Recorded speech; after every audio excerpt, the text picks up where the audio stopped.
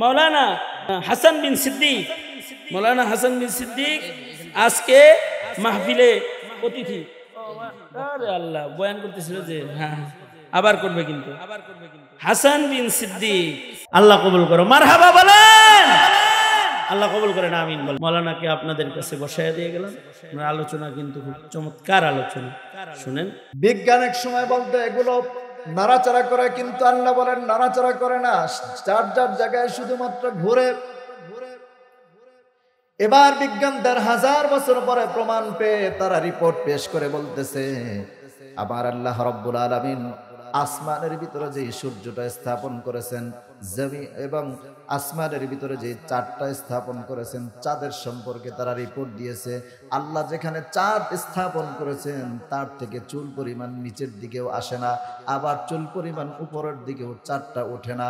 মহাকাশ বিজ্ঞানীরা বলতেছে, যদি এটা চুল পরিমাণ উপরের দিকে উঠতো এবং যদি নিচের দিকে নামতো কি হতো?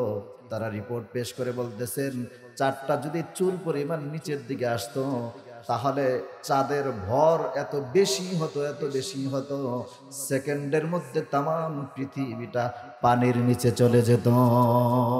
ইন্নাল হামদুলিল্লাহ ইন্নাল হামদুলিল্লাহিল মুনঈমুল মিনআমাল্লাযী মা যালা ইয়ানআমু আনআমান আলা أنعام والصلاة والسلام على سيد الأنعام القائد الغر الكرام وعلى آله وصحبه العظام.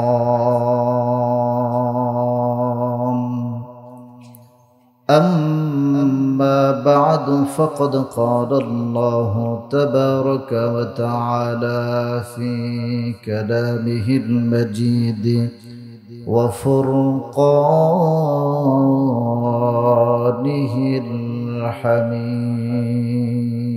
الحميد. যাদের জবান আছে সকলে আমার সাথে পড়ুন, আউযু বিল্লাহি মিনাশ শাইতানির রাজীম। বিসমিল্লাহির রাহমানির রাহিম। وعباد الرحمن الذين يمشون على الأرض هونا وإذا خاطبهم الجاهلون قالوا سلاما. صدق الله العظيم وصدق رسوله النبي الكريم ونحن على ذلك من الشاهدين والشاكرين والحمد لله رب العالمين. إن الله وملائكته يصلون على النبي يا أيها الذين آمنوا صلوا عليه وسلموا تسليما. اللهم صل على محمد وعلى آل محمد كما صليت على إبراهيم وعلى آل إبراهيم إنك حميد مجيد. اللهم بارك على محمد وعلى آل محمد كما باركت على إبراهيم وعلى آل إبراهيم إنك حميد مجيد. لا إله إلا الله.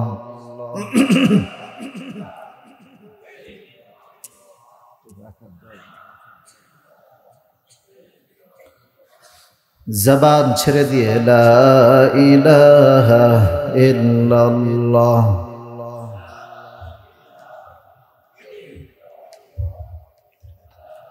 জিকির করলে সওয়াব হয় না গুনাহ হয়? আর একটু আস্তে বলেন, সওয়াব হয় না গুনাহ হয়? আরো আস্তে বলেন, সওয়াব হয় না গুনাহ হয়? ভালুকাতে আস্তে বললে ভোল্টেজ বাড়ে নাকি? এবার একটু জোরে বলেন তো, জিকির করলে সওয়াব হয় না গুনাহ হয়? অল্প না বেশি? জিকির করলে খুশি হন কে? আল্লাহ। এত ছোট, এত আস্তে বললেন কেন? ভয় লাগে? ভয় লাগে? পুলিশ এসে ধরে নিয়ে যাবে? এটা গত 17 বছর ছিল, এখনো আছে নাকি? হ্যাঁ, তাহলে কিসের ভয়? একটু জোরে বলো, কার নাম নিলাম? আরো জোরে বলেন। তাহলে জিকির করলে খুশি হন কে? এমন জোরে আওয়াজ দিবেন আল্লাহর নাম যাতে করে আরশে আজিম পর্যন্ত চলে যায়। পারবো না ইনশাআল্লাহ? একটু জোরে বলেন তো, জিকির করলে খুশি হন কে? ভালো লাগে না খারাপ লাগে? পৃথিবীর সব মধু এই নামের ভিতরে আল্লাহ ঢেলে দিয়েছেন, ঠিক কিনা বলেন?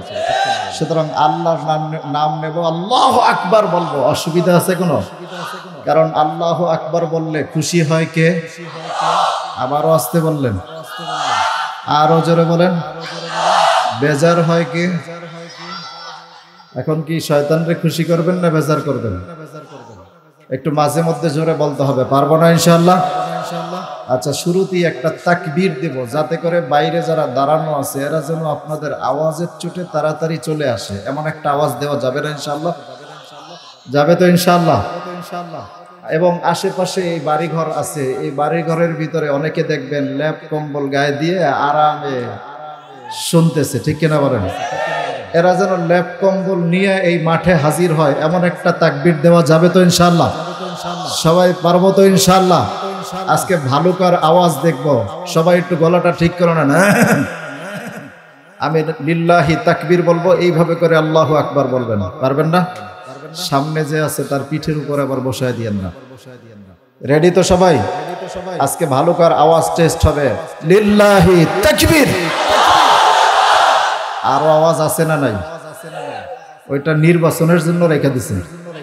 হ্যাঁ, সামনে নির্বাচন আছে, ভাবছেন যে সামনে 1 কাপ পুরান পাতির চা আর পুরান ব্র্যান্ডের টোস্ট বিস্কুট খাইতে অনেক সময় বুড়া মানুষ যদি খায় দাঁত পরেও যেতে পারে। এই পুরান ব্র্যান্ডের টোস্ট বিস্কুট আর হলো 1 কাপ পুরান পাতির চা, সর্বোচ্চ 1 মুষ্টি মুড়ি, এই এতটুক খাওয়ার জন্য 10 গ্রাম গরম করে যেই যুবকেরা, এরাই তো এখানে বসে। হ্যাঁ, তো সেই যুবকেরা আজকে কোথায়?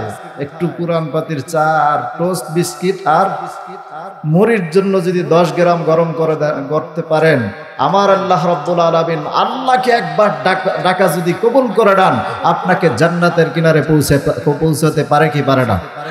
যারা বলেন পারে কি পারে না? সুতরাং আমরা জান্নাতের খাবার খাওয়ার আশায় একটা জোরে আওয়াজ দিব, লিল্লাহি তাকবীর। আরো জোরে লিল্লাহি তাকবীর। আল্লাহ কবুল করুন, যারা কান আমিন। আরো জোরে বলেন আমিন। তো জিকির করে লা ইলাহা ইল্লাল্লাহ, লা ইলাহা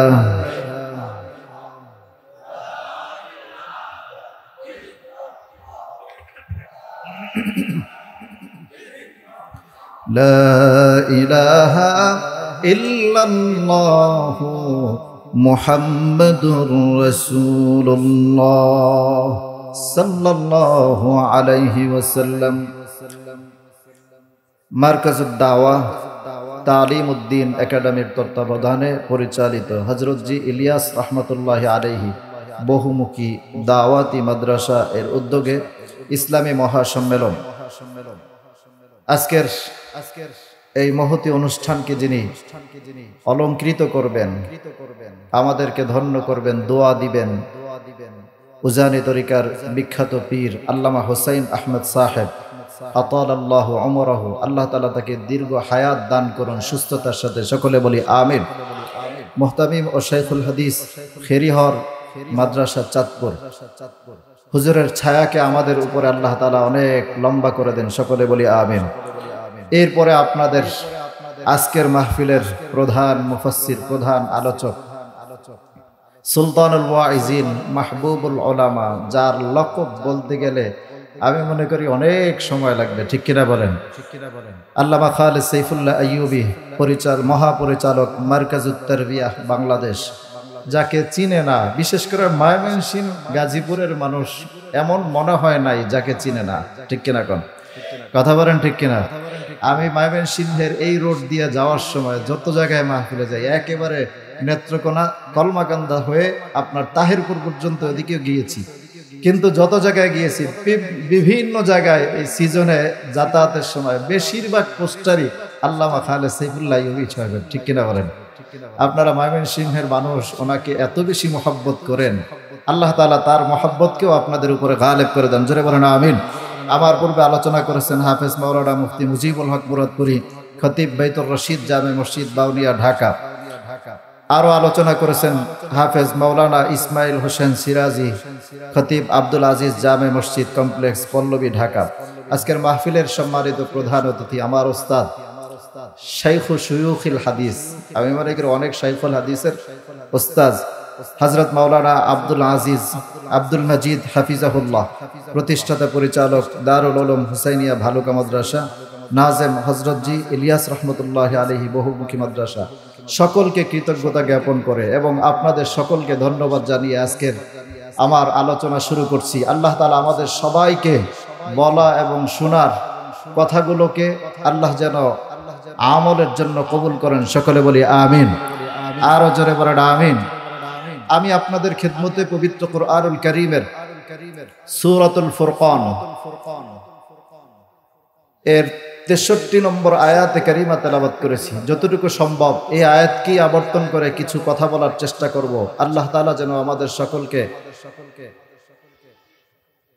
বলা এবং শোনা আমলের নিয়তে কবুল করেন, সকলে বলি আমিন। আল্লাহ তাআলা বলছেন ওয়া ইবাদুর রহমান, রহমানের বান্দা হচ্ছে তারা। কার বান্দা? সবাই বলেন নাই কার বান্দা? আরো জোরে বলেন, আওয়াজটা ছোট হয়ে গেছে। রহমান কে? আবার আসতে হলো, কে? শাহাদাত আঙ্গুলটা উঁচু করে বলেন, রহমান কে? আল্লাহ। রহমানের বান্দা হচ্ছে তারা আল্লাযীনা ইয়ামশুনা আলাল আরদি হাওনা, যারা জমিনে চলে একেবারে নম্রভাবে ভদ্রভাবে। কিভাবে? জোরে বলেন, মানে শান্তভাবে চলে, একেবারে শান্ত হয়ে চলে, এমন ভাবে হাঁটে যে তার পাশ দিয়ে কেউ গেলেও সেও বলতে পারে না, আর তিনিও যে গেছেন তারাও বলতে পারে না, ঠিক কিনা বলেন? আবার দেখবেন কিছু সংখ্যক লোক আছে যারা মোটামুটি কয়েক লাখ টাকার মালিক হইলে রাস্তা দিয়ে এমন ভাবে হাঁটে তার আশেপাশে দিয়েও হাঁটা যায় না, কথা কোন ঠিক কিনা? আপনাদের ভালুকায় নাই আছে? আল্লাহ হেদায়েত দান করুন। তো আল্লাহ তাআলার বান্দার প্রথম বৈশিষ্ট্য হচ্ছে কি করবে? ভদ্রভাবে চলবে, অহংকারী হয়ে চলবে।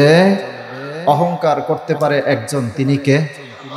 আরো জোরে বলেন, তিনি কে? কারণ আল্লাহ তাআলার একটি নাম হচ্ছে আল মুতাকাব্বির।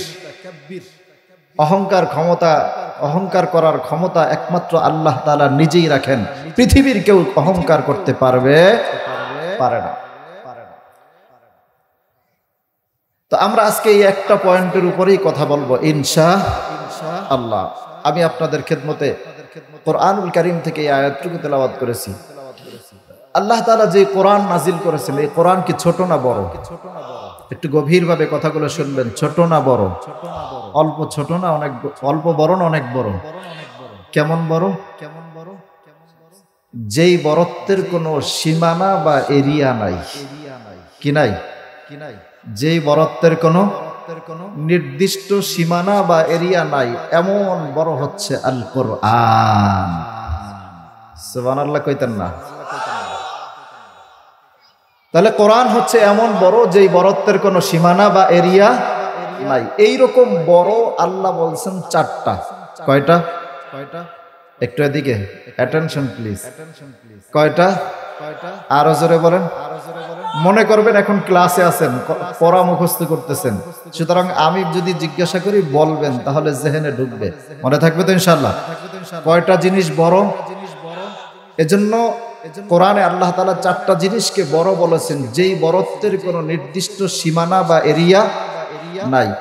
যেই বড়ত্বের নির্দিষ্ট সীমানা বা এরিয়া থাকে না, এটাকে আরবিতে বলা হয় আজিম। আরবিতে কি বলা হয়? যেই বড়ত্বের নির্দিষ্ট সীমানা বা এরিয়া থাকে ওইটাকে আরবিতে বলা হয় কাবীর। কি বলা হয়? তো আল্লাহ তাআলা 4টা জিনিসের ক্ষেত্রে বড় বলেছেন, যেই বড়ত্বের কোনো নির্দিষ্ট সীমানা বা এরিয়া নাই। এমন জিনিস কয়টা? আর বাকিগুলো সব কাবীর। একটু গভীরভাবে মনোযোগ দেন। প্রথমত আল্লাহ তাআলা নিজেই বড়, এমন বড় যেই বড়ত্বের কোনো সীমানা নাই। সুবহানাল্লাহ পড়বেন না? আল্লাহ এমন বড় যেই বড়ত্বের কোনো সীমানা নাই। এজন্য আল্লাহ নিজেই বলছেন, ওয়ালা ইয়াউদুহু হিফযুহুমা ওয়া হুয়াল আলিয়্যুল আযীম। এক নম্বরে কে বড়? আরো জোরে বলতে হবে, কে বড়? জবানটা ছেড়ে দিয়ে শাহাদাত আঙ্গুলটা আসমানের দিকে উঠায় বলেন, কে বড়? যেই বড়ত্বের নির্দিষ্ট কোনো সীমানা বা এরিয়া নাই।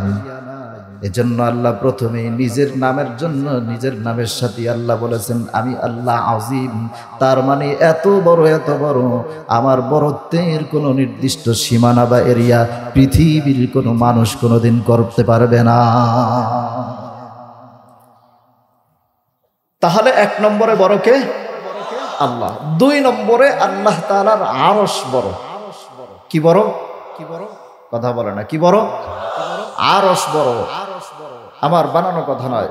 আল্লাহ রাব্বুল আলামিন সূরাতুত তাওবার সর্বশেষ আয়াতের মধ্যে আল্লাহ বলেন, ফাইন তাওয়াল্লাউ ফাকুল হাসবিয়াল্লাহু লা ইলাহা ইল্লা হু আলাইহি তাওয়াক্কালতু ওয়া হুয়া রাব্বুল আরশিল আযীম। 1 নম্বরে কে বড়? 2 নম্বরে কি বড়? আরশ বড়। এখানে একটা কথা আপনাদেরকে শিখিয়ে দিয়ে যাই। এই আয়াতের তাফসীরের মধ্যে এসেছে, কোন বান্দা যদি দেখে তার জীবনে অনেক বড় প্রবলেম, এত বেশি সমস্যা যেটা সমাধান সে করতে পারছে না, বারবার আল্লাহর কাছে দোয়া করে, কবুল হয় না, অনেক কিছু নিয়ত করে, মান্নত করে, কিন্তু কবুল হয় না, এরকম আমাদের জীবনে আসে না? নাই? কথা বলেন, মাঝে মধ্যে আসে কিনা? এমন সময় যদি কোনো বান্দা আল্লাহ রাব্বুল আলামিনের কাছে দোয়া করতে গিয়ে যদি বলে, এই আরশে আজিম, আল্লাহ তাআলা এই আরশে আজিমের মালিক, রব। কোন বান্দা যদি দোয়ার সময় আল্লাহ রাব্বুল আলামিনের কাছে বলে, রব্বুল আলামিন আপনি আরশে আজিমের মালিক, আমার দোয়াটা কবুল করে নেন, আল্লাহকে আরশে আজিমের মালিক বলে ডাক দিলে আমার আল্লাহ এত বেশি খুশি হয়ে যায়, এত বেশি খুশি হয়ে যান, সাথে সাথে বান্দার সব চাওয়া পাওয়া কবুল করে নেন। মনে থাকবে তো এখন থেকে? আল্লাহকে আরশে আজিমের মালিক বলে ডাকবেন। আল্লাহ বলছেন, ওহুয়া রব্বুল আরশিল আযীম। আল্লাহ আরশ আজিমের মালিক, রব, তিনি আরশে আজিমের। তাহলে 1 নম্বরে আল্লাহ বড়, 2 নম্বরে আরশ বড়, 3 নম্বরে আমার আল্লাহ রাব্বুল আলামিনের পয়গম্বর, দো জাহানের বাদশা, সরকারে দো জাহান, হাবিবুল্লাহ মুহাম্মদুর রাসূলুল্লাহ সাল্লাল্লাহু আলাইহি ওয়াসাল্লামের আরশ চুম্বি সুমহান চরিত্রটাকে আল্লাহ বলেছেন আযীম। এজন্য আল্লাহ রাব্বুল আলামিন সূরাতুল কলামের বলতেছেন, নুন ওয়াল কলামি ওয়া মা ইয়াসতুরুন মা আনতা বিনি'মাতি রাব্বিকা বিমাজনুন ওয়া ইন্না লাকা লাআজরান গায়রা মামনুন ওয়া ইন্নাকা লাআলা খুলুকিন আযীম। আমার আল্লাহ রাব্বুল আলামিন 1 নম্বরে বড়, 2 নম্বরে আমার আল্লাহ রাব্বুল আলামিনের আরশ আজিম বড়, যেই বড়ত্বের সীমানা নাই। 3 নম্বরে আমার আল্লাহ রাব্বুল আলামিন যেই হাবিবকে আমাদের নবী হিসাবে এবং তাকে আমাদের নবী হিসাবে আমাদেরকে তার উম্মত হিসেবে আল্লাহ প্রেরণ করেছেন। সেই মুহাম্মাদুর রাসূলুল্লাহর চরিত্রটাকেও আমার আল্লাহ বলেছেন আযীম। কোন সুবহানাল্লাহ। কয়টা হলো? মোট কয়টা? চারটা জিনিসকে আল্লাহ তাআলা বড় বলেছেন। তাহলে 1 নম্বরে আল্লাহ বড়, 2 নম্বরে আরশ বড়, 3 নম্বরে আমার আল্লাহ রাব্বুল আলামিনের হাবিবের চরিত্র বড়, 4 নম্বরে আমার আল্লাহ রাব্বুল আলামিন যেই কোরআনুল কারীম আমাদেরকে দিয়েছেন ওই কোরআনকেও আমার আল্লাহ রাব্বুল আলামিন বলেছেন বড়। কোন সুবহানাল্লাহ। আল্লাহ রাব্বুল আলামিন সূরাতুল হিজর 14 নম্বর পারা 87 নম্বর আয়াত 87 নম্বর আয়াতে কারিমের মধ্যে বলছেন ওয়ালাকাদ আতাইনাকা সাবআন মিনাল মাসানি ওয়াল কুরআনাল আযীম। আল্লাহ বলেছেন এখানে কোরআনকে বলেছেন আযীম, তার মানে এই চারটা জিনিস এত বড় যেই বড়ত্বের কোনো সীমানা, আপনি কি সীমানা কল্পনা করবেন? এবার আসেন বড় বলতে আল্লাহ কতটুকু বড় বুঝাইছেন। আগেই বলেছিলাম যেই বড়ত্বের সীমানা আছে ওইটাকে কি বলা হয়? কাবীর। যেমন ধরেন আজকের ভালুকা সবচেয়ে বড় মসজিদ যেটা, এটা বড় মসজিদ, কিন্তু এটাকে মসজিদের ক্ষেত্রে আমরা যদি বলি আরবিতে বলবো মসজিদুন কাবীর। কেন বলবো? ওই বড় মসজিদটার কি আছে? সীমানা আছে। এর থেকে বড় যদি যাই আমরা বাইতুল মুকাররম মসজিদ, এটা আরো বড়, ঠিক কিনা বলেন? এটাকেও আমরা বলবো মসজিদুন কাবীর, মানে এই মসজিদের একটা সীমানা আছে। আরো বড় মসজিদের যদি আমরা যাই মসজিদুন নববী, নবীজির মসজিদ, একসাথে এক জামাতে 9 লক্ষ মানুষ নামাজ আদায় করতে পারে, কিন্তু ওইটারও কি আছে? নির্দিষ্ট একটা সীমানা আছে। যেই জিনিসের সীমানা আছে ওটাকে বলা হয় কাবীর, যেই জিনিসের সীমানা নাই। এবার আসেন সীমানা আমরা একটু কল্পনা করি। আমরা যে পৃথিবীতে বসবাস করি এই পৃথিবীটা বড় না ছোট? কথা বলেন আমার সাথে, বড় না ছোট? কত বড়? 51 কোটি বর্গ মাইল। সুবহানাল্লাহ। 51 কোটি বর্গ মাইল হলেও এটার কি আছে? নির্দিষ্ট একটা সীমানা বা এরিয়া আছে। তাহলে এই পৃথিবীটাকেও আমরা আযীম বলতে পারবো না, কি বলতে হবে? কাবীর বলতে হবে। পৃথিবী থেকে রাতের বেলা আমরা যে চাঁদটা দেখতে পাই, এই চাঁদটাকে মহাকাশ বিজ্ঞানীরা তারা পরিমাপ করে দেখেছেন চাঁদটা হচ্ছে আমাদের এই 51 কোটি বর্গ মাইলের পৃথিবীর মতো প্রায় 9 লক্ষ পৃথিবীর সমান।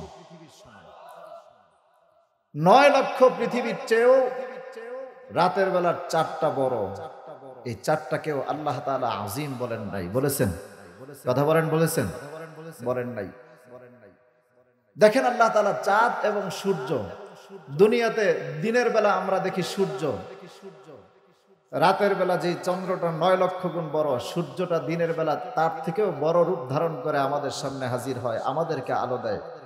মহাকাশ বিজ্ঞানীরা দেখেছেন রাতের চাঁদের চেয়ে দিনের সূর্যটা আরো বড়। কত বড়?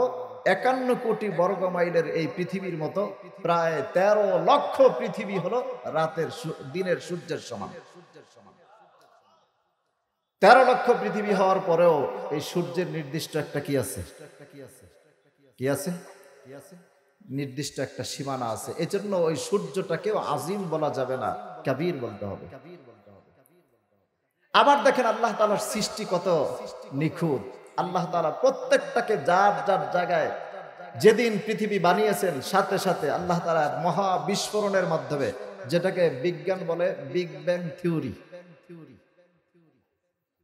আল্লাহ তাআলা সেটা ১৫০০ বছর আগে কোরআনে উল্লেখ করে দিয়েছেন। সুবহানাল্লাহ। কোন আল্লাহ রাব্বুল আলামিন বলেন আওয়ালাম ইয়ারাল্লাযীনা কাফারু আন্নাস সামাওয়াতি ওয়াল আরদা কানাতা রাতকান ফাফাতাকনাহুমা। আল্লাহ বলছেন বিগ ব্যাং থিওরির কথা আরো ১৫০০ বছর আগে। চিল্লায় বলেন সুবহানাল্লাহ।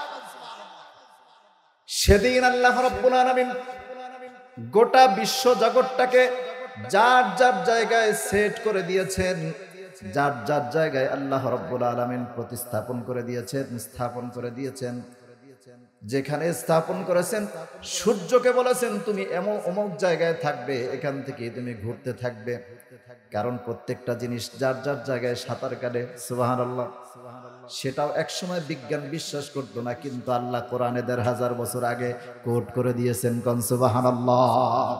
আল্লাহ রাব্বুল আলামিন বলেন, লাশ-শামসু ইয়ানবাগি লাহা আন তুদরিকাল কমারা ওয়ালাল-লাইলু সাবিকুন নাহার ওয়া কুল্লুন ফি ফালাকিন ইয়াসবাহুন। একটু গভীরভাবে মনোযোগ দিয়ে কথাগুলো শুনেন, খুব মজার কথা আসতেছে সামনে। তার মানে আল্লাহ রাব্বুল আলামিন যেদিন এই মহাবিস্ফোরণ ঘটালেন, ওই দিন আল্লাহ রাব্বুল আলামিন যাকে যেখানে সেট করে দিলেন ওইটা ওই জায়গায় আছে। চুল পরিমাণ নিচেও নামে নাই, চুল পরিমাণ উপরেও উঠে নাই।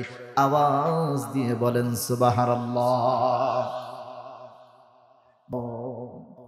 সাথে সাথে চাঁদের ভর। আপনাদের দেশে টিউবওয়েল আছে না? আছে না নাই? টিউবওয়েলের ভিতরে একটা কি আছে? একটা বাটির মতো আছে। এটা যখন নিচের দিকে দেন তখন এটা কি করে? পানি নিচে চলে যায়। আবার যখন উপরের দিকে দেন তখন কি আসে? পানি উপরে চলে আসে। ঠিক এই রকম যদি চাঁদ নিচের দিকে আসতো, পৃথিবীটা পানির নিচে চলে যেত, তামাম পৃথিবীটা আর পৃথিবী বলে খুঁজে পাওয়া যেত না। আবার ওরা গবেষণা করে রিপোর্ট পেশ করেছে, আল্লাহ রাব্বুল আলামিন যেই চাঁদটাকে যেখানে সেট করেছেন ওখান থেকে যদি চুল পরিমাণ উপরের দিকে উঠতো তাহলে কি হতো? নিচের দিকে নামলে সাথে সাথে পানির নিচে চলে যেত। আবার যদি উপরের দিকে উঠতো, মুহূর্তের মধ্যে তামাম পৃথিবীটা মরুভূমি হয়ে যেত।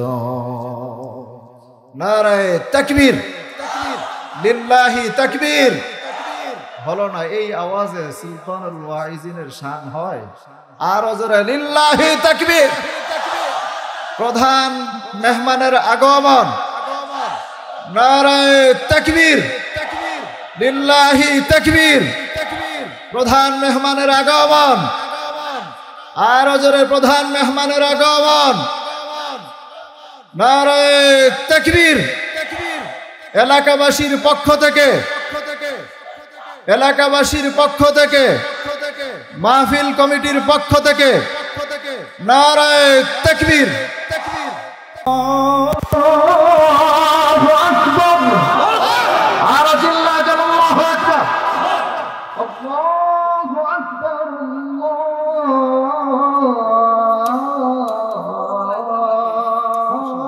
আল্লাহু আকবার। ভালো লাগে না কেন আপনাদের? আমাদের আওয়াজটা আরো জোরে হবে। লিল্লাহি তাকবীর। আরো জোরে নারায়ে তাকবীর। আমরা কবুল করুন জোরে কারণ আমিন। আরো জোরে বলেন আমিন। আপনাদের সামনে বলতেছিলাম চাঁদ এবং সূর্যের কথা, মনে আছে না? মনে আছে? বলবো। এরপরে আমি আমার আলোচনায় ঢুকতে তো পারলাম না। এবার একটু আশা করি ইনশাআল্লাহ একটু যদি মনোযোগ দিয়ে বসেন, 20টা মিনিট পরে আমি ছেড়ে দেব, আপনারা বলবেন ইনশা। আরো জোরে বলেন ইনশা। তো আল্লাহ তাআলা যেটাকে যেভাবে সেট করেছেন, চাঁদকে যদি একটু নিচে নামতো তাহলে কি হতো? সাথে সাথে পৃথিবীটা পানির নিচে চলে যেত। আবার যদি একটু উপরে উঠতো তাহলে কি হতো? সাথে সাথে তামাম পৃথিবীটা মুহূর্তের ভিতরে মরুভূমি হয়ে যেত, পানি শূন্য হয়ে যেত। ঠিক এইরকম করে উপরে যে দিনের বেলা সূর্যটা আমরা দেখতে পাই, মহাকাশ বিজ্ঞানীরা দেখেছেন, মহাকাশ বিজ্ঞানীরা গবেষণা করে রিপোর্ট পেশ করেছেন, আল্লাহ তাআলা যে সূর্যটা দিনের বেলা সেট করে দিয়েছেন, ওই সূর্যটা যদি তিল পরিমাণ উপরের দিকে উঠে যায়, আবার যদি একটুখানি নিচের দিকে নেমে আসে তাহলে কি হবে?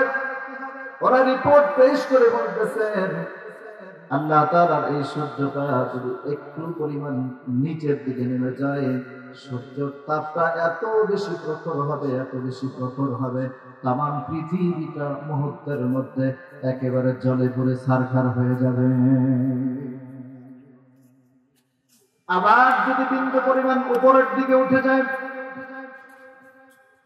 একটুখানি নিচের দিকে নামলে যেমনি ভাবে সাথে সাথে পুরে শেষ হয়ে যাবে, পৃথিবীটা তামার মতো হয়ে যাবে, তেমনি যদি আবার একটু পরিমাণ যদি উপরের দিকে উঠে যায়, মহাকাশ বিজ্ঞানীরা বলছেন সাথে সাথে তামাম পৃথিবীটা বরফ হয়ে যাবে।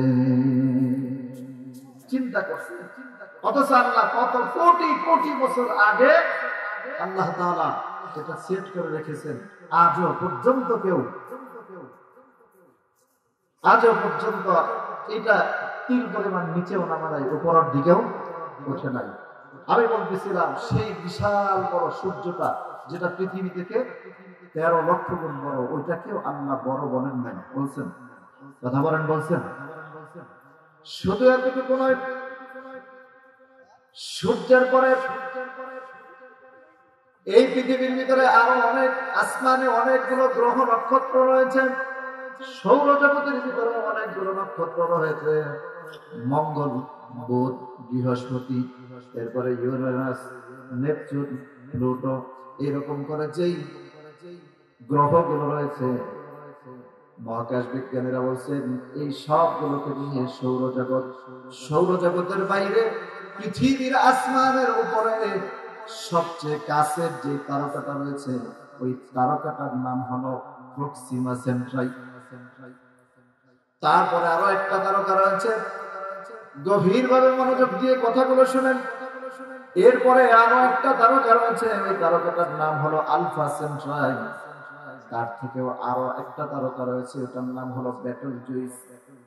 মহাকাশ বিজ্ঞানীরা বলেছেন বেটেলজুইস তারকাটা এত বড় যে দুনিয়ার মতো 13 লক্ষ দুনিয়া যদি এক জায়গায় করা হয় তাহলে সূর্যের সমান হয়, কিন্তু সূর্যের চেয়েও এটা কত বড়, আমাদের এই 51 কোটি বর্গ মাইলের পৃথিবীর মতো প্রায় 500 ট্রিলিয়ন পৃথিবী এক জায়গায় রাখলে বেটেলজুইস তারকাটা তার থেকেও বড়। 500 হাজার না, 500 লাখ না, 500 কোটি নয়, মিলিয়ন নয়, বিলিয়ন নয়, 500 ট্রিলিয়ন পৃথিবী যদি এক জায়গায় করা, বেটেলজুইস তারকাটা তার থেকেও বড়। অথচ এই বেটেলজুইসকে আল্লাহ আজিম বলেন নাই, বলেছেন। শুধু বেটেলজুইস নয়, এই তারকার থেকে আরো লক্ষ লক্ষ কোটি কোটি গুণ বড় তারকা আসমানের নিচে আছে না নাই? বিজ্ঞান গবেষণা করে দেখেছে, তারা রিপোর্ট পেশ করে তারা দেখেছে আসমানের নিচে যে তারকা আছে, যে নক্ষত্র আছে, এগুলো গুণে তো শেষ করা যাবে না। সর্বশেষ কোন একটা রিপোর্ট পেশ করে বলেছে দুনিয়ার সমুদ্রের ভিতরে, আপনারা যখন কক্সবাজার যান, কুয়াকাটা যান কিনা, ওখানে সমুদ্রের পারে বালু আছে না নাই? বিজ্ঞান বলতেছে, ওরা রিপোর্ট পেশ করে বলতেছে প্রথম আসমানের নিচে জমিনের উপরে এই মাঝখানে আমার আল্লাহ রাব্বুল আলামিন এতগুলো তারকা সেট করে দিয়েছেন, এতগুলো নক্ষত্র সেট করে দিয়েছেন, পৃথিবীর সব সমুদ্রের মধ্যে যেই পরিমাণ বালুকণা আছে তার চাইতেও বেশি পরিমাণের তারকা আল্লাহ প্রথম আসমানের নিচে সেট করে দিয়েছেন। আচ্ছা, এবার বলেন তো এই সবগুলোকে একত্র করলে, যেমন আমরা ঘরের নিচে বসবাস করি, আমরা যতগুলো মানুষ থাকি একটা ঘরের নিচে, ঘর বড়, ঘরের ছাদটা বড় না, আমরা মানুষগুলো সম্মিলিত ভাবে বড়, ছাদটা বড় না? কারণ বড় না হলে নিচে জায়গা হতো না। তার মানে বোঝা গেল আল্লাহ তাআলা আসমানকে ছাদ বানিয়েছেন আমাদের জন্য। সেই ছাদ এত বড়, এই পৃথিবীর নিচে, আসমানের নিচে যেই পরিমাণ নক্ষত্র রয়েছে তার চাইতে কোটি কোটি গুণে বড় হচ্ছে এই প্রথম আসমান। প্রথম আসমান যদি সবগুলোকে সমন্বিত করা হয় তার থেকেও কোটি কোটি গুণে বড়। কিন্তু আল্লাহ রাব্বুল আলামিন এই প্রথম আসমানকেও বড় বলেন নাই, বলেন প্রথম আসমানটা যতটুকু বড়, দুনিয়া থেকে প্রথম আসমানটার মাঝখানে যতটুকু ডিস্টেন্স, ফাঁকা জায়গা, কিতাবের মধ্যে এসেছে প্রথম আসমানটা ঠিক এতটুকু মোটা, মাঝখানে আবার এরকম মহাশূন্য অনেক বড়, এরপরে আবার মাঝখানে এতটুকু ফাঁকা জায়গা। আল্লাহ রাব্বুল আলামিন তারপরে দ্বিতীয় আসমান সেট করেছেন, দ্বিতীয় আসমান প্রথম আসমানের তুলনায় আবার এই পরিমাণ বড়। কিন্তু দ্বিতীয় আসমানকেও আমার আল্লাহ রাব্বুল আলামিন বড় বলেন নাই, বলেছেন তৃতীয় আসমান বড়, চতুর্থ আসমান, এরপরে পঞ্চম আসমান, ষষ্ঠ আসমান, সপ্তম আসমান, সপ্তম আসমানের পরে সিদরাতুল মুনতাহা। সিদরাতুল মুনতাহা এত বড়, এত বড়। সাত আসমান এবং জমিন গুলোকে যদি আমার আল্লাহ তাআলা সবগুলোকে যদি একত্র করে দেন, সিদরাতুল মুনতাহা তার থেকে কোটি কোটি গুণে বড়। কিন্তু ওই সিদরাতুল মুনতাহাকেও আল্লাহ বড় বলেন নাই, বলছেন? চিন্তা করছেন? সিদরাতুল মুনতাহা একজন ফেরেশতার বাড়ি আছে, তার নাম হলো জিবরাইল। তার নাম কি? জিবরাইল আলাইহিস সালামকে আল্লাহ রাব্বুল আলামিন 600 ডানা দান করেছেন। কয়টা? আরেকটু জোরে বলেন, কয়টা? 600 ডানা হযরত জিবরাইল আলাইহিস সালামকে আল্লাহ তাআলা দান করেছেন। ওই জিবরাইল আলাইহিস সালাম কত বড়, কত বড়! জিবরাইল আলাইহিস সালামকে আমার নবী দুইবার তার আসল সূরতে দেখেছেন। কয়বার? আরো জোরে বলেন, কয়বার? দুইবার আমার নবী জিবরাইল আলাইহিস সালামকে আসল সূরতে দেখেছেন। একবার দেখেছেন যখন কোরআন তিনি নিয়ে এসেছেন, ওই সময় হেরা গুহার ভিতরে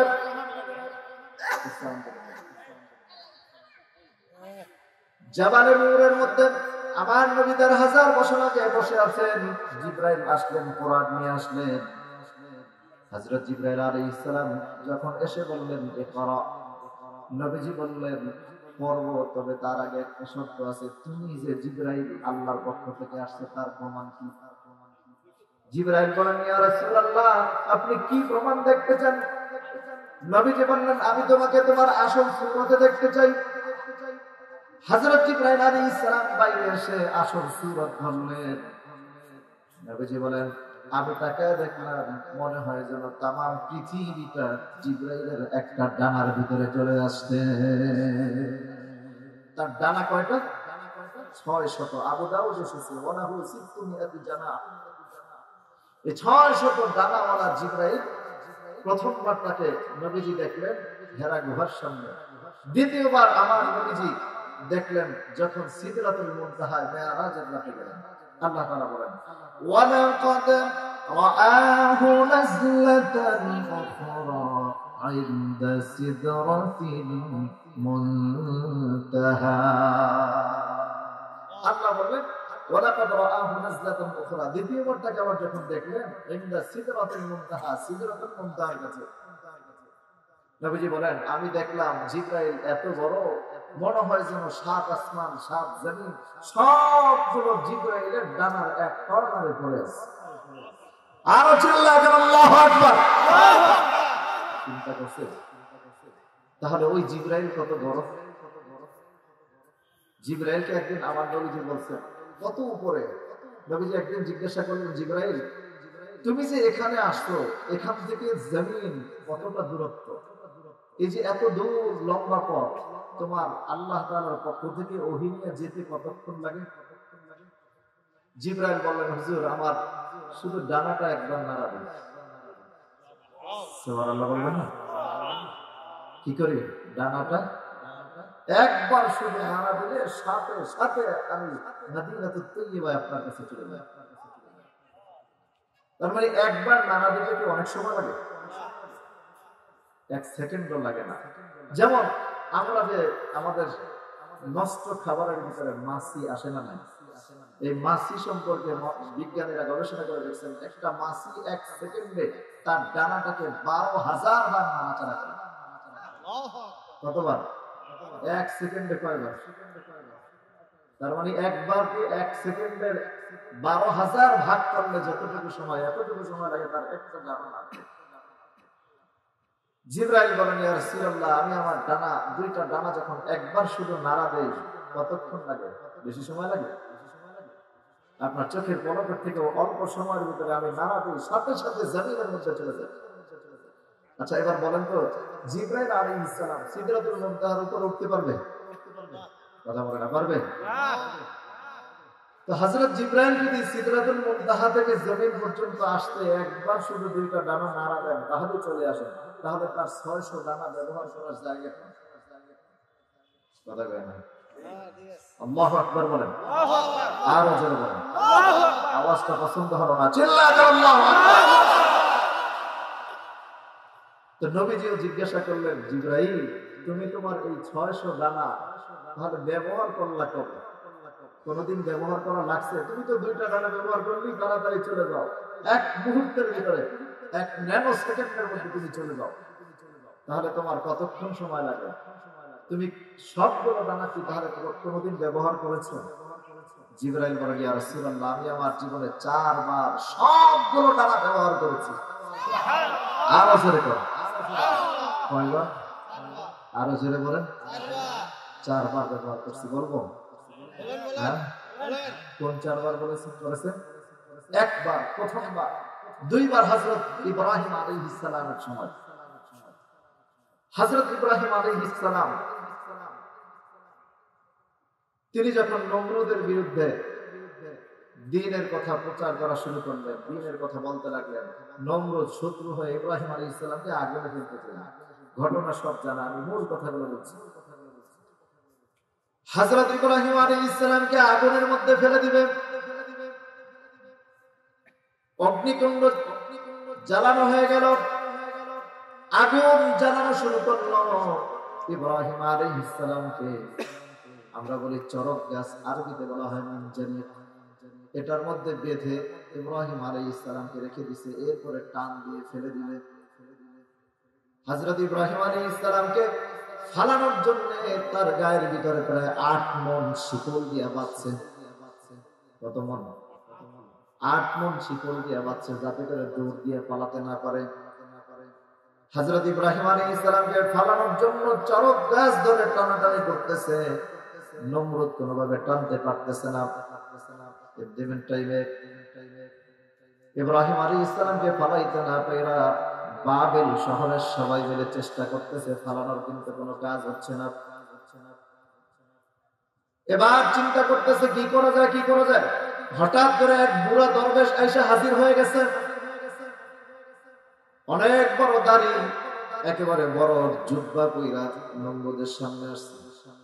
তার মানে বোঝা গেল বড়, অনেক বড় দাড়ি আর জুব্বা হইলে সে দরবেশ হয় না। ঠিক কিনা? কথা বলেন ঠিক কিনা? আমাদের সমাজে কিছু আছে সারাদিন চায়ের দোকানে বসে আড্ডা আর মিথ্যাবাজি আর চগলখড়ি আর গীবত শিকায়ত নিয়ে ব্যস্ত থাকে। নামাজের মধ্যে 2 রাকাত নামাজে কপালটা ঠেকায় দিয়ে জিবরাইল আসার অপেক্ষা করে। আছে না নাই? কথা বলেন আছে না নাই? সেদিকে যাব না। বুড়া দরবেশ আইসা নমরুদকে বলতেছে, ও নমরুদ তুমি নয় গোটা বাবেল শহরের সবাই মিলে যদি তোমরা এই চরক গাছটাকে নাড়তে থাকো, তোমরা একটু নাড়তে পারবা না। তার কারণ ইব্রাহিমের রবের, ইব্রাহিমের প্রভুর কিছু সহচর আছে, তাদেরকে আরবিতে বলা হয় মালাইকা। আমরা যাকে বলি ফেরেশতা, ওই ফেরেশতারা অনেক শক্তিশালী। এরা যখন তোমাদের এই চরক গাছটা ধরে রেখেছে, তোমরা নয় গোটা দুনিয়ার সব মানুষগুলি যদি এসে এটাকে নাড়াতে চেষ্টা করো, চুন পরিমাণ নাড়ানোর তোমাদের ক্ষমতা না। নমরুদ মহা টেনশনে পড়ে গেল। তাহলে কি করা যায়, কি বুদ্ধি করা যায়? বলে বুদ্ধি আমার কাছে আছে। তুমি কি বুদ্ধি দিতে পারবা? অবশ্যই পারবা, আমি তো বুদ্ধির বাপ, আবুল বুদ্ধি। আমার কাছে বুদ্ধি আছে। কি বুদ্ধি? 1 নম্বর বুদ্ধি হলো, তোমরা এক কাজ করো, ইব্রাহিম আলাইহিস সালামের গায়ের পোশাকটা যদি খুলে নিয়ে যাও, যদি ইব্রাহিমকে উলঙ্গ করতে পারো, এই যে ইব্রাহিমের রবের যে ফেরেশতারা আছে এরা বড় শর্মিন্দা, এরা লজ্জা পায়। মানুষের লজ্জা দেখলে সাথে সাথে এরা এখান থেকে পালিয়ে যায়। আর আজকে আমরা ঘরের ভিতরে একেবারে 36 ইঞ্চি বিশাল বড় বসে যাওয়ার পরে লজ্জাকে চিরতরে বিদায় দিয়েছি। কথা কোন ঠিক না? শুধু এতটুকু না, অনেকে অনেক মূর্তি সাজায় রাখে, আছে না নাই? ওই ঘরে ফেরেশতা আসবে, কথা বলেন আসবে। হযরত ইব্রাহিম আলাইহিস সালাম সম্পর্কে বলতেছে, যদি তোমরা ইব্রাহিমকে উলঙ্গ করতে পারো তাহলেই তোমরা সাকসেস হতে পারবা। এই ইব্রাহিমের ফেরেশতারা চলে যাবে, তারা আর ধরে রাখবে না, সাথে সাথে ইব্রাহিম আগুনের মধ্যে পড়ে যাবে। নমরুদ সাথে সাথে বিশাল বড় একটা টাকার বস্তা ফেলাইছে। ফালায় বলতেছে এই টাকা তারে দেওয়া হবে যে ইব্রাহিমকে কাপড় খুলতে পারবে। কেউ সাহস করে দাঁড়ায় না। হঠাৎ করে আজব দাঁড়ায় গেছে, দাঁড়ায় বলতেছে এই পুরস্কারটা আমি নিতে চাই। আজব চলে গেল ইব্রাহিম আলাইহিস সালামের কাছে গিয়ে। হযরত ইব্রাহিম আলাইহিস সালাম লুঙ্গি পরতেন। আমরা যে লুঙ্গি পরি এই লুঙ্গিটা ইব্রাহিম আলাইহিস সালামের সুন্নাত। হযরত ইব্রাহিম আলাইহিস সালামের লুঙ্গি ধরে টান দিবে লজ্জাস্থান পর্যন্ত কতটুকু আর জায়গা। ইব্রাহিম আলাইহিস সালাম তাকায় দেখতেছে সামনে শত্রু, তবে শত্রুটা আপন রক্ত বাপ। ঠিক কিনা কোন কথা বলেন? ঠিক কিনা? ইব্রাহিম আলাইহিস সালাম আর সহ্য করতে পারেন না, দুই চোখের পানি ফেলে দিয়ে বলতেছেন মা বাবা, আমি জানতাম পৃথিবীর মানুষ যদি বিপদে পড়ে সবার আগে বাবা এগিয়ে আসে, আর আজকে আমি এত বড় বিপদে পড়েছি, আপনি বাবা হয়ে আমার জন্য সবচেয়ে বড় আজরাইল হয়ে আসছেন। হযরত ইব্রাহিম আলাইহিস সালাম বলতেছেন আপনি আমাকে মেহেরবানি করে আপনি আমার লজ্জাস্থান এই বাবেল শহরের মানুষদেরকে দেখায়েন না। এই কথা বলে বলে চোখের পানি ফেলে ফেলে কাঁদতেছেন। আল্লাহ তাআলার কাছে ইব্রাহিম আলাইহিস সালাম একটা ডাক দিয়ে বললেন রব্বুল আলামিন, আমি আমার জীবন আগুনের মধ্যে ছুটে দিতে রাজি আছি, তথাপিও বাবেল শহরের মানুষকে তুমি আমার লজ্জা দেখায়ো না। হযরত জিবরাইল বলেন ইয়া রাসূলুল্লাহ, ইয়া হাবিবাল্লাহ, ওই দিন আমি সিদরাতুল মুনতাহায় বসে রব্বুল আলামিনকে ডাক দিলাম।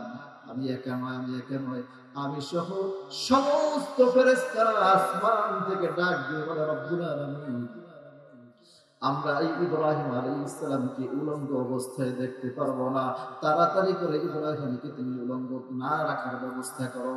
এমন সময় আমার আল্লাহ রাব্বুল আলামিন ফেরেশতাদের ডাক শুনে আরশে আজিম থেকে ডাক দিলেন, হে জিবরাইল, তাড়াতাড়ি করে যাও, জান্নাতের মধ্যে যাইয়া আমার ইব্রাহিমের জন্য একটা সুন্দর একটা জান্নাতি পোশাক লইয়া যাও। তাড়াতাড়ি করে যাইয়া ইব্রাহিমের গায়ের কাপড়টা লজ্জাস্থান পর্যন্ত যাওয়ার আগে তুমি জান্নাতি জুব্বাটা তারে পরায়া দাও। জিবরাইল বলেন ইয়া রাসূলুল্লাহ, ইয়া হাবিবাল্লাহ, ওই দিন আমি আমার 600 জামা সবগুলো ব্যবহার করেছিলাম।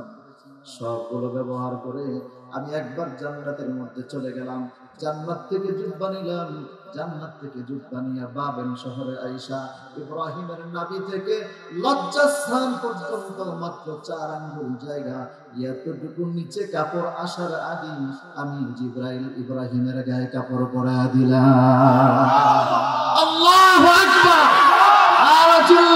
আল্লাহু আকবার। কয়বার? জোরে বলেন কয়বার? জিবরাইল বলেন ইয়া রাসূলুল্লাহ, ওই দিন আমি আমার 600 রানা ব্যবহার করেছিলাম। আর একবার কবে করেছো?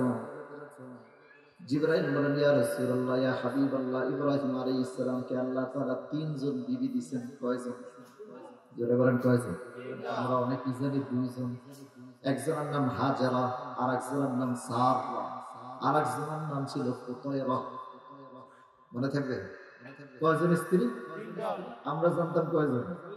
2 জন। 2 জনের 2 সন্তান ছিল, 2 জনকে আল্লাহ নবী বানাইছেন, এইজন্য জানছি। আর কুতায়রা তার সন্তান ছিল না, এইজন্য তার নাম আমরা সবাই সচরাচর জানি না।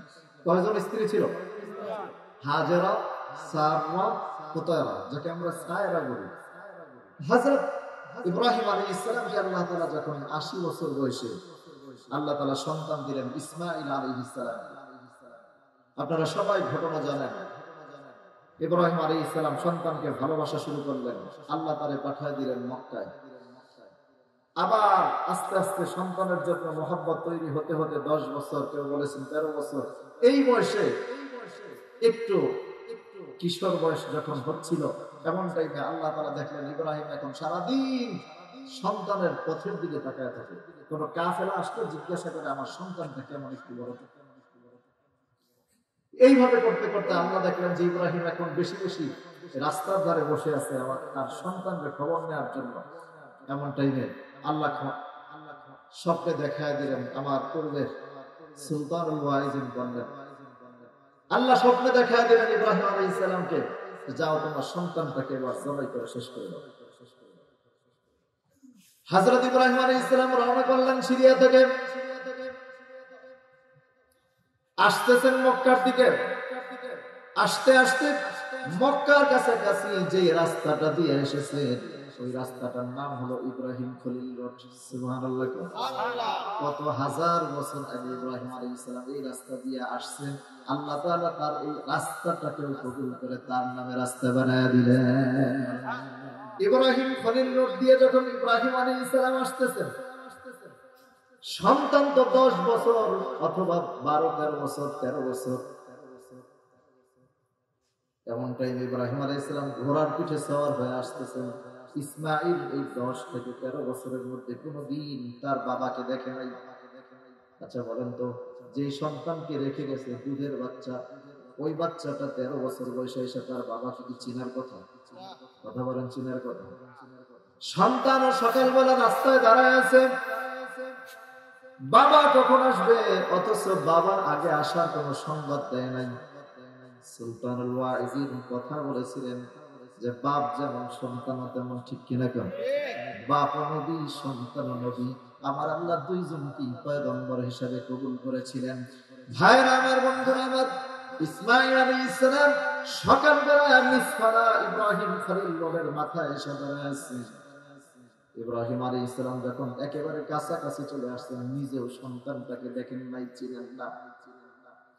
তিনি নিজেও সন্তান চিনতে পারতেছিলেন না। কিন্তু ইসমাঈল আলাইহিস সালাম ইব্রাহিম আলাইহিস সালামকে দেখার সাথে সাথে ডাক দিয়ে বললেন, বাবা আপনি কেমন আছেন? আরো জোরে, আরো চিল্লায় আওয়াজ দিয়ে বলেন। হযরত ইব্রাহিম আলাইহিস সালাম হতভম্ব হয়ে গেলেন, তুমি যে আমার সন্তান আর আমি যে তোমার বাবা, তুমি কেমনে বুঝলা? সন্তান ডেকে বলে, বাবা আমার যেদিন থেকে বুঝ হয়েছে, আমি যেদিন থেকে একটু একটু করে বুঝতে শিখেছি, আমি দেখলাম এখানে কাফেলা এসে কাফেলার মধ্যে বাবা সন্তান আছে, সন্তান তার বাবাকে বাবা বলে ডাকে। আমিও দেখলাম, আমিও চিন্তা করলাম আমারও তো বাবা আছে, তাকে তো আমার চিনা দরকার। কি করা যায়? মায়ের কাছে জিজ্ঞাসা করে, মা আমার বাবা কেমন, আমার বাবা কোথায়? ইসমাঈল বলতেছে, বাবা আমি এরকম করে করে প্রতিদিন রাতের বেলা যখন মায়ের কোলে ঘুমাইতাম, এই সময় আমি আমার মাকে জিজ্ঞাসা করতাম আমার বাবা দেখতে কেমন, আমার বাবাকে কেমন দেখা যায়। মা আমাকে বর্ণনা করতেন, তোমার বাবা এতটুকু লম্বা, এতটুকু চওড়া, এতটুকু এইরকম তার চেহারা, গায়ের রংটা এমন, এইভাবে করে করে বর্ণনা দিতেন। আমি আবার জিজ্ঞাসা করতাম আমার বাবার হাত কেমন, পা কেমন, মাথা কেমন, চুল কেমন। আমি যখন বারবার প্রশ্ন করতাম, এক পর্যায়ে মা বলতেন, তোমার বাবার অভিনব একেবারে হুবহু যদি কোনো কিছু দেখতে চাও, আমার ঘরের ভিতরে একটা সিন্দুক আছে, ওই সিন্দুকের ভিতরে একটা জুব্বা আছে, এই জুব্বাটা তোমার বাবা জান্নাতুল ফিরদাউস থেকে হাদিয়া পেয়েছিলেন। কোন জুব্বাটা মনে আছে? তুমি যদি ওই জুব্বাটা দেখো, সকালবেলা ঘুম থেকে উঠে জুব্বার দিকে তাকাইবা, জুব্বাটা দেখার সঙ্গে সঙ্গে বুঝতে পারবা তোমার বাবা কতটুকু লম্বা, কতটুকু চওড়া। আর জুব্বাটা এমন ছিল, ওই জুব্বাটা যে পড়তো তার গায়ে ওইভাবে লেগে যেত। পরবর্তীতে এই জুব্বাটা হযরত ইউসুফ আলাইহিস সালাম, ইয়াকুব আলাইহিস সালাম থেকে পেয়েছিলেন। যাই হোক, সেটা অন্য ঘটনা।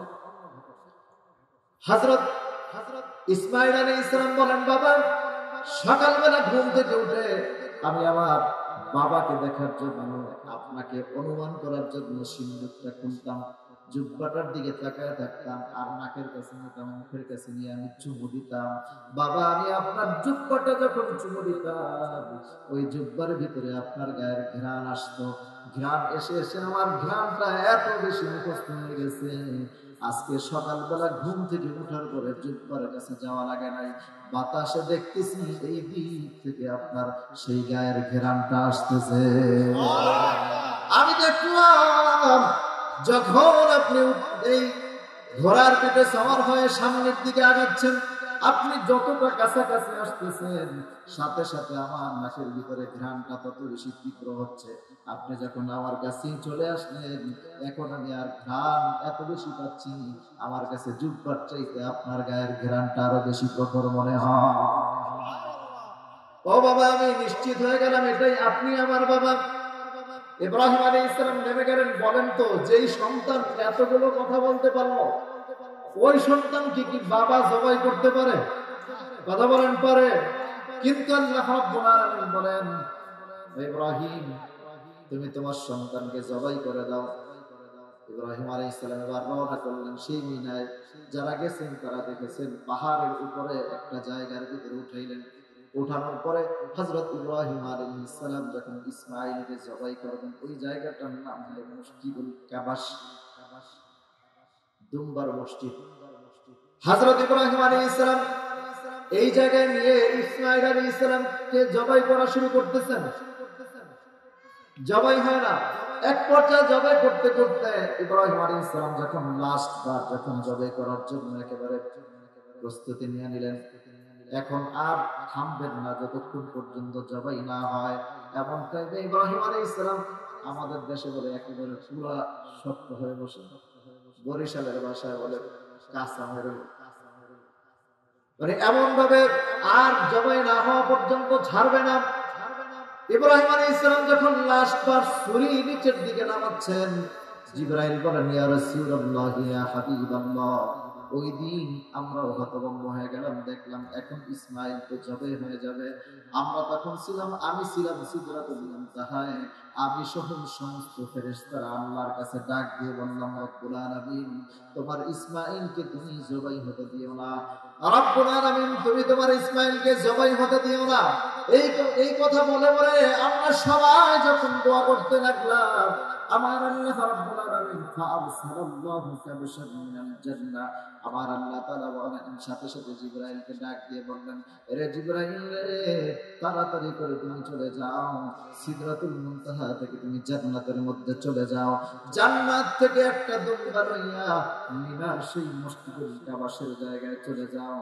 ইসমাঈলের ছুরিটা 1.5 থেকে 2 হাত উঁচু থেকে, ইব্রাহিমের ছুরিটা 1.5 থেকে 2 হাত উঁচু থেকে 1.5 থেকে 2 হাত নিচু পর্যন্ত ইসমাঈলের গলায় যাওয়ার আগ পর্যন্ত, এর মধ্যেই তুমি জান্নাতি দুম্বা লইয়া ইসমাঈলকে সরায় দিয়া ইব্রাহিমের ছুরির তলায় দিয়ে দাও। জিবরাইল বলেন, ইয়া রাসূলুল্লাহ, ইয়া হাবিবাল্লাহ, ওই দিন আমি আমার 600 দানা সবগুলো ব্যবহার করলাম। আমি তাড়াতাড়ি করে একটা টান মেরে জান্নাতের মধ্যে চলে গেলাম। আমি একবার জান্নাতের দিকে যাই, আর একবার ইব্রাহিমের ছুরির দিকে তাকাই। আমি জান্নাতের দিকে যাই, আবার ইব্রাহিমের ছুরির দিকে তাকাই। জান্নাত থেকে দুম্বা লইয়া আবার ইব্রাহিমের ছুরির দিকে তাকাই। আমি আগে যাই না, ইব্রাহিমের ছুরিটা ইসমাঈলের গলায় আগে যায়।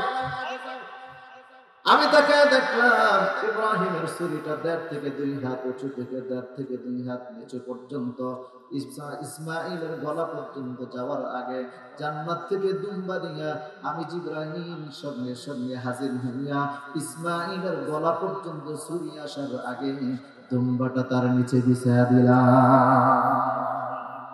মোট কয়বার? কথা বলা না, কয়বার হয়েছে? বাকি 2 বার অন্য সময় বলবো, শুনবেন। 2 বার। 3য় নম্বর বার কখন তিনি 600 টাকা ব্যবহার করলেন। হযরত জিবরাইল আলাইহিস সালাম এবার বলতেছেন, ইয়া রাসূলুল্লাহ, ইয়া হাবিবাল্লাহ, হযরত ইউসুফ আলাইহিস সালামকে আল্লাহ তাআলা ছোটবেলায় তার ভাইদের থেকে আলাদা করবেন, ভাইয়েরা তাকে কূপের মধ্যে ফেলে দিবেন। খুব সংক্ষেপ করে কথাগুলো বলতেছে। কূপের মধ্যে যখন ফেলে দিবে, এমন টাইমে চিন্তা করলাম যে কূপের মধ্যে যদি ফেলে দেয় তাহলে তো ইউসুফ আলাইহিস সালাম শেষ হয়ে যাবে। যখন ইউসুফ আলাইহিস সালামকে কূপের মধ্যে ফেলে দিচ্ছে, এমন টাইমে আমরা সবাই আমার আল্লাহর কাছে দোয়া করলাম, রব্বুল আলামিন ইউসুফকে তুমি বাঁচাও। আমার আল্লাহ বললেন, জিবরাইল তাড়াতাড়ি করে যাও, তাড়াতাড়ি করে চলে যাও। ইউসুফের এই কূপের কাছাকাছি চলে যাও। কূপের উপর থেকে ইউসুফ আলাইহিস সালাম নিচে পাথরের উপরে পড়ার আগে তুমি তোমার নূরের হাতটা ইউসুফ আলাইহিস সালামের নিচে বিছায়া দাও। উপর থেকে হযরত ইউসুফ আলাইহিস সালাম পড়লেন, কিন্তু অনেক গভীরতা। নিচে পড়লেন, নিচে যাওয়ার আগে জিবরাইল আয়েশা ধরে ফেললেন, আস্তে করে তাকে বসায় দিলেন। ওই দিন জিবরাইল 600 ডানা ব্যবহার করলেন। 600 ডানা ব্যবহার করে তাড়াতাড়ি করে এখানে চলে আসলেন। চতুর্থবার কবে ব্যবহার করেছে? চতুর্থবার যেদিন মুসা আলাইহিস সালামের সঙ্গে ফেরাউনের শেষ খেলা চলতেছিল। মুসা আলাইহিস সালাম ফেরাউনের দাওয়াত দিল, ফেরাউন কবুল করে নাই। যাই হোক, হযরত মুসা আলাইহিস সালাম এমন একজন পয়গম্বর, অনেক লম্বা ঘটনা। আল্লাহ তাআলা ছোটবেলা থেকেই পরীক্ষার মধ্যে রেখেছেন, ঠিক কিনা বলেন? কথা বলেন ঠিক কিনা? মুসা আলাইহিস সালাম ছোট, আল্লাহ তাআলা পারলেন কার বাড়িতে? কথা বলেন না, কার বাড়িতে পারছেন? ভালো লাগতেছে আপনাদের নাকি বন্ধ করে দেব? চলবে 8-10 মিনিট? হ্যাঁ, কতটুকু? 1 ঘন্টা। আল্লাহু আকবার বল, আরো জোরে বলেন আল্লাহু আকবার। আল্লাহ কবুল করুন, জোরে বলেন আমিন। আরো জোরে বলেন আমিন। সম্মানিত সুধী, হযরত মুসা আলাইহিস সালামকে আল্লাহ ফেরাউনের বাড়িতে পাঠালেন। অথচ ফেরাউন কি মুসা আলাইহিস সালামের বাবা? ফেরাউনের বাড়িতে যখন মুসা আলাইহিস সালাম প্রথম দিন আসলেন, আসিয়াকে কুড়ায় নিলেন। আপনারা ঘটনা সবাই জানেন। ফেরাউন বলল, এটা আমার শত্রু। আসিয়া বললে, তুমি ঘোষণা করে দাও, এটা আমার সন্তান। ফেরাউনের অবস্থা খারাপ, কি বলবে? কিছু কিছু মানুষ বিবিদের কাছে একেবারে নাছরবান্দা, অসহায় হয়ে যায়, ঠিক কিনা? কথা বলেন ঠিক কিনা? হযরত মুসা আলাইহিস সালামকে ফেরাউনের বাড়িতে রাখলো, ঢোল বাজায় দিল যে আসিয়ার সন্তান হয়েছে। কারণ ফেরাউনের যাই ছিল, ক্ষমতা যাই থাকতো, সন্তান জন্ম দেওয়ার ক্ষমতা তার ছিল না। হযরত মুসা আলাইহিস সালাম সেখানে বড় হচ্ছে। কিছুদিন পরে মুসা আলাইহিস সালামকে ফেরাউন একদিনও কোলে নেয় না। কি করে না? কোলে নেয় না। কিছুদিন পরে আসিয়া দেখতেছে ফেরাউন শুধু মুসা আলাইহিস সালামকে সন্তান স্বীকৃতি দিছে, কিন্তু তারা ভালো নজরে দেখে না। কি করা যায়? একদিন বলতেছে, তুমি যে এই সন্তানের বাপ, মানুষ তো সন্দেহ করবে, তুমি একদিন কোলেও নিলা না, নিয়ে একটু সিংহাসনে বসবা, সবাই দেখবে যে এটা তোমার সন্তান। ওই যে নাছরবান্দা, কিছু বলার তো সুযোগ নাই। খুব মজার কথা আসতেছে। যখন দেখছে এই অবস্থা, কি করা যায়? তাড়াতাড়ি করে, ঠিক আছে দেও, আমি একটু নিয়ে এদিক দিয়ে ঘুরে চলে আসবো। মুসা আলাইহিস সালামকে, আমি তো তোর এইটারই অপেক্ষা করতেছি। আস্তে কোনোভাবে এইভাবে গেছে। নেওয়ার পরে মুসা আলাইহিস সালামের ডান হাত এখানে আটকানো, আর বাম হাত এই পাশে খোলা। যখন ফেরাউন মুসা আলাইহিস সালামকে কোলে নিছে, বাম হাতের উপরে মুসা আলাইহিস সালামের মাথা। তো মুসা আলাইহিস সালাম ডান হাত দিয়ে এই পাশে, ডান হাত দিয়ে ফেরাউনের দাড়িটা ধরছে। কি ধরছে? দাড়ি ধইরা এরপরে বাম হাত দিয়ে টাসায় একটা চড় মারছে। ফেরাউন এমন একটা চিৎকার মারছে, প্রায় 6 কিলোমিটার দূর থেকে শোনা গেছে। আরো জোরে করেন। ফেরাউন কয়, আসিয়া এটাই আমার শত্রু, এমন থাপ্পড় দিছে আমার জুনি পোকা দেখা যাচ্ছে। যাই হোক, আসিয়া কয়, এই কথা যদি তুমি কও, তোমার খোদাইগিরি থাকবো। ছোট্ট বাচ্চা একটা থাপ্পড় দিছে, তাই অবস্থা খারাপ। এটা আমার কেমন খোদা, লজ্জায় কইতেও পারে না, শুইতেও পারে না। মুসা আলাইহিস সালাম আস্তে আস্তে বড় হচ্ছেন, দীর্ঘজীবন হয়ে গেছে। মুসা আলাইহিস সালাম এবার ফেরাউনের একটা নীতি ছিল, তার প্রধানমন্ত্রী হামান তার বুদ্ধি দিছিল। এটা ছিল সবচেয়ে বড় খাবিসুল আখবাস, সবচেয়ে বড় শয়তান এবং সবচেয়ে বড় কুবুদ্দিওয়ালা। আমাদের সমাজেও বড় বড় নেতাদের আশেপাশে কিছু এইরকম বুদ্ধিজীবী নামক শয়তান আছে না নাই? কথা বলেন আছে না নাই? আল্লাহ এদেরকে হেদায়েত দান করুন। আরো জোরে কোন আমিন। তো এর 1 নম্বর দেশ চালানোর মূল নীতি ছিল, তার খোদায়িত্ব টিকানোর জন্য হামান বুদ্ধি দিল, আপনার খোদায়িত্ব যদি টিকাইতে হয় 1 নম্বরে আপনার দেশ থেকে শিক্ষা উঠায় দিতে হবে। কি উঠায় দিতে হবে? আমাদের দেশ থেকেও শিক্ষা উঠানোর একটা পরিকল্পনা হচ্ছিল, ঠিক কিনা? কথা বলেন ঠিক কিনা? আমাদের দেশেও ব্যাঙের ডাক শিখানো শুরু হয়েছিল, কথা বলেন। আমাদের দেশেও হাঁসের ডাক প্যাক প্যাক শিখানো শুরু হয়েছিল, কথা বলেন ঠিক কিনা? আল্লাহ আমাদের হেফাজত করেছেন, কথা কোন ঠিক কিনা? আল্লাহ ফাঁসির কাস্টে ঝুলাবেন, আমরা সেটা দেখার অপেক্ষায় আছি, কথা বলেন ঠিক কিনা? আল্লাহ কবুল করে, জোরে কোন আমিন। যাই হোক, সেদিকে যাব না। তো ফেরাউনকে বুদ্ধি দিল, হামান যদি আপনি নিজের খোদাইত্ব টিকে রাখেন, দেশে কোনো শিক্ষিত মানুষ রাখা যাবে না। যদি আপনি শিক্ষিত মানুষ রাখেন, তাহলে দেশের মানুষ আর আপনার খোদা মানবে না, সব অশিক্ষিত মূর্খরাই আপনার খোদা মানবে। আমাদের দেশ থেকেও এরকম অশিক্ষিত বাড়ানোর চেষ্টা চলছিল, ঠিক কিনা বলেন? 1 নম্বর কাজ। 2 নম্বর কাজ, মসজিদ মাদ্রাসা সব ভেঙে দিতে হবে। 3 নম্বর কাজ, মাঝে মধ্যে প্রত্যেক বছর বিশাল বড় একটা অনুষ্ঠান করবেন, দেশের সব মানুষদেরকে ডাকবেন, ডেকে এরপরে সবার সামনে আপনি আপনার খোদাইত্ব নবায়ন করবেন। কেমন খোদার খোদা আছে, এটা তার খোদাইত্ব আবার নবায়ন করা লাগে। এটা খোদা না গাদা?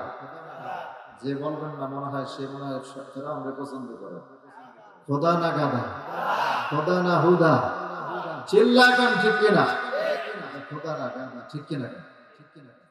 এই গাদায় এবার বলতেছে, ঠিক আছে তাহলে এক কাজ করি, এই বছরের অনুষ্ঠানটা শুরু করে দেই, দেশের সব মানুষগুলোরে একত্র করছে। আর একটা নীতি ছিল, দেশের ভিতরে বেশি বেশি পতিতালয় তৈরি করা, তাহলে হালাল সন্তান হবে না, হারাম সন্তান হবে।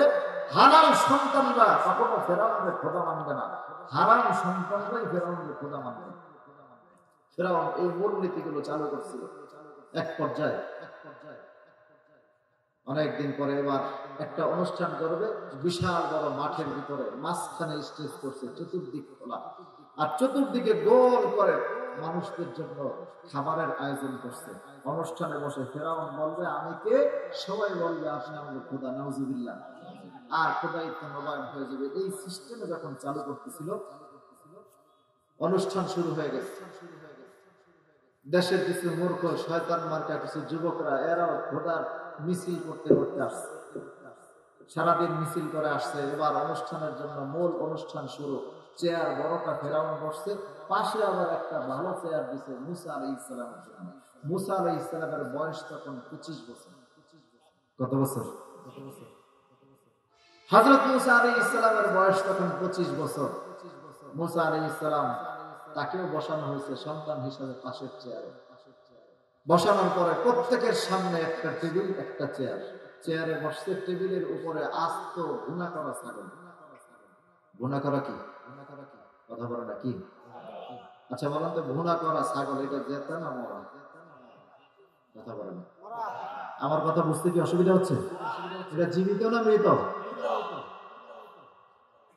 প্রত্যেকের সামনে ভুনা করা ছাগল জবাই করা। মুসা আলাইহিস সালামের সামনেও একটা, ফেরাউনের সামনেও একটা আছে, তার অনুসারীদের সামনেও একটা। সব অনুষ্ঠান শেষ। ফেরাউন বলতেছে আমি কে, সবাই যায় আমরা আমগো খোদা। বলার সাথে সাথে খোদাইত্ব নবায়ন হয়ে গেছে। এবার ফেরাউন দেখতেছে সবাই তো ক্লান্ত, খাবারের জন্য শুরু করা দরকার। এখন বলতেছে তোমরা সবাই খাবার শুরু করো। হ্যাঁ, খোদার নতুন বান্দারা কইতেছে যে আমনে আমগো প্রধান অতিথি, আমনে যদি শুরু না করেন আমরা কি শুরু করতে পারি? আচ্ছা বলেন, ও আজকে নতুন খোদাইত্ব দাবি করার পর নতুন নবায়ন করছে, ওর পেটের ভিতরে খুশিতে খাবার যায়। ফেরাউন চিন্তা করলো আমি আর কি খাবো। পাশে মুসা আলাইহিস সালাম বসা, বলতেছে বাবা তুই শুরু কর, তুই শুরু করবি, এরা শুরু করবে। এই কথা বলে ফেরাউন এদিক সেদিক ঘুরতেছে, স্টেজের চতুর্দিকে দেখতেছে আর বান্দা করে। মুসা আলাইহিস সালাম তার সুযোগ একটা পাইছে, আল্লাহরে ডাক দিয়ে বলতেছে রব্বুল আলামিন এখন আমি একটা কাজ করব, এই কাজটা যদি অন্যায় করে তুমি আমার কাজটাকে একটু মাইনা নিও, আমার কাজটাকে তুমি একটু সায় দিয়ে দিও, আমার কাজটাকে তুমি একটু কবুল করে নিও। বলতে দেরি হয়, ফেরাউন আরেক দিকে তাকাইছে, এমন সময় হযরত মুসা আলাইহিস সালাম গুনাহ করা ছাগল কানের ধারে মুখটা নিয়া হাত দিয়া কান্না ধইরা কইতেছে কুম বিইজনিল্লাহ ওনসি, ওট ওট ভাগ্য যা, যেরকম আরো জোরে কম, ও ভাগ্যা যা দৌড় দে। কথা বলতে দেরি হয়, মরা ভুনা করা ছাগলটা জীবিত হয়ে দৌড় দিতে দেরি হয় না।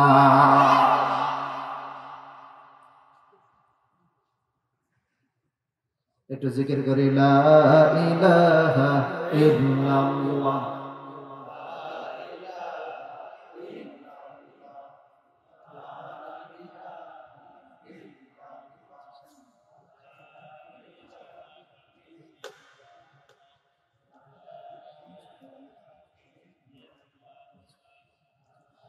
লা ইলাহা ইল্লাল্লাহ,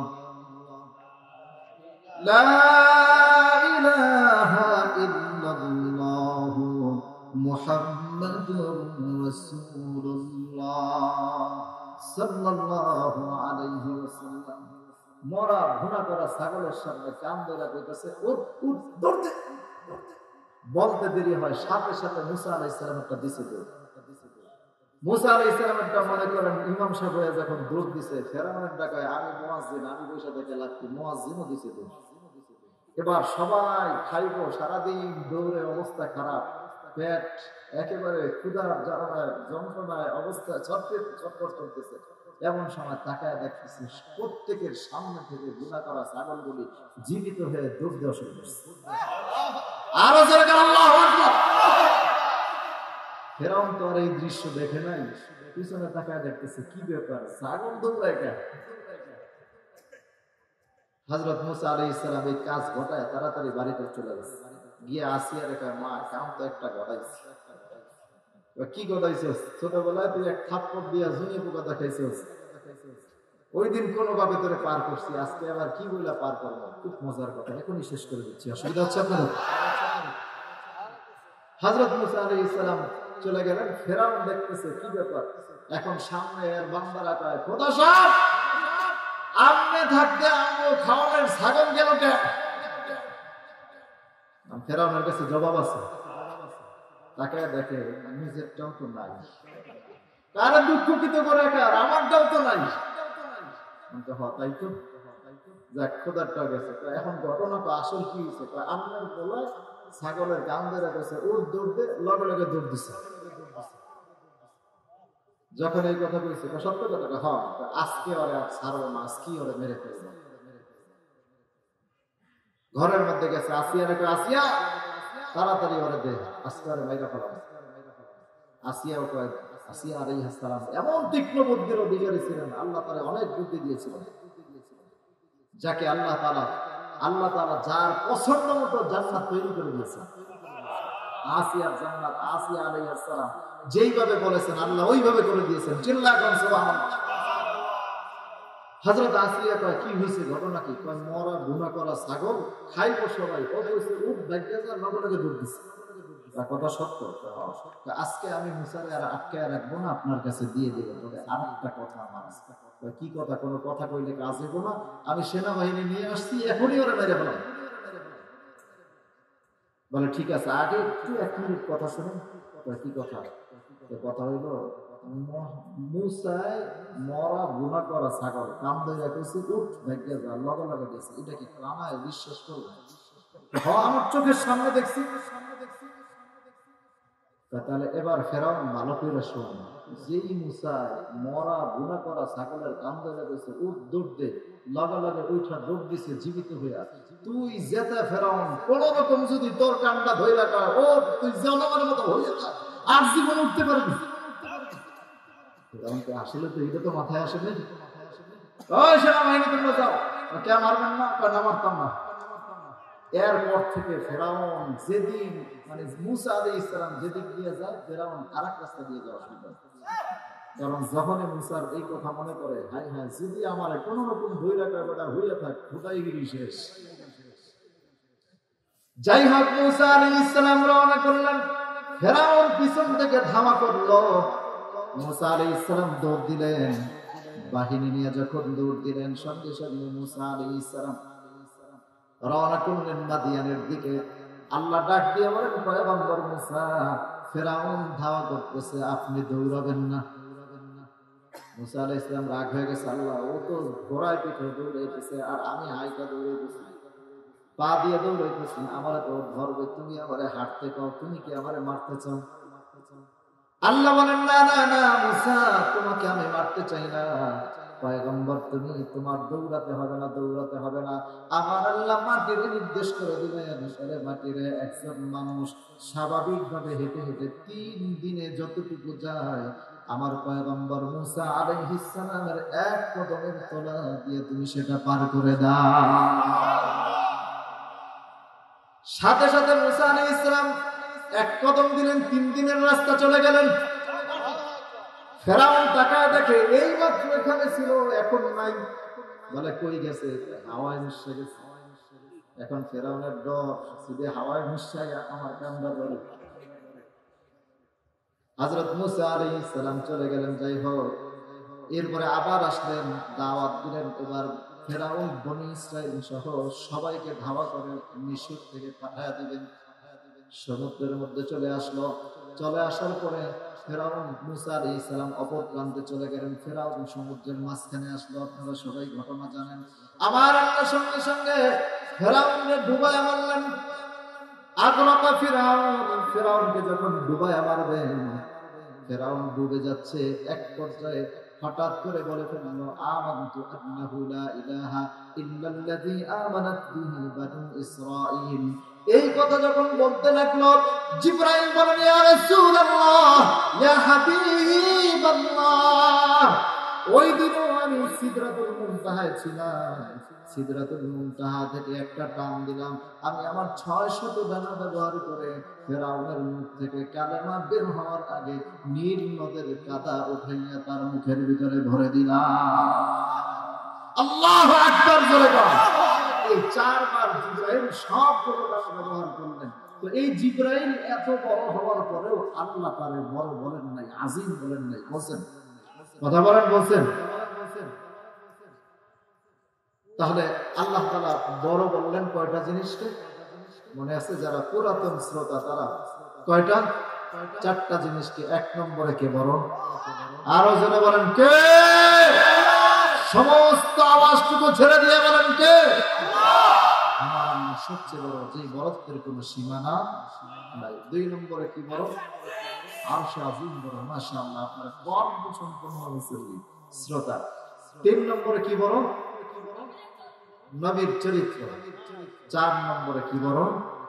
আল্লাহ তাআলার কোরআন বড়। এজন্য আল্লাহ বলেন, ওয়ালাকাদ আতাইনাকা সাবআন মিনাল মাসানি ওয়াল কুরআনাল আযীম। সেই কোরআন আপনাদের তালিমুদ দ্বীনে শেখানো হয়। আপনারা শিখতে রাজি আছেন তো? সবাই সবাই শিখতে রাজি আছেন তো ইনশাআল্লাহ? কারা কারা দুই হাত উঠায় আল্লাহকে দেখেন। আল্লাহ কবুল করুন, জোরে বলেন আমিন। ওয়াদাটা নিয়ত করেন, আমরা জীবনের শেষ বারে এই যারা বয়স হয়ে গেছে, বৃদ্ধ হয়ে যাচ্ছি, অন্তত কোরআনটা সহিভাবে শিখে তারপরে যাওয়ার চেষ্টা করব ইনশাআল্লাহ। আল্লাহ আমাদের সবাইকে তালিবুল ইলম বানায় দেন, জোরে বলেন আমিন। আরো জোরে বলেন আমিন। সম্মানিত সুধী, আমি আর সামনের দিকে বাড়াবো না।